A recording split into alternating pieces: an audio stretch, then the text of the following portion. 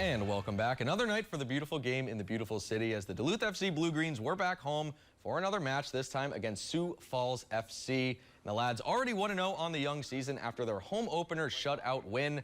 And those lads also got the first scoring chance of the night. First shot's deflected in front of the net, and then Manny Morales' shot goes just wide past that upper right corner. He can't believe it, and we stay scoreless. And then the Outlaws would get their chance, but goalie James Price remains a brick wall in net, making the chest save on that one. Now back to the Bluegreens. Liam Pritchard setting up Morales again, and this time he makes it count with the goal.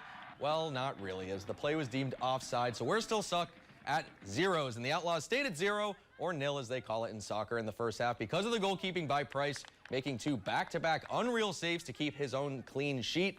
But the Bluegreens would break through in the second half to win their second in a row, remaining undefeated, taking down Siouxland 2-1. And spring Saturday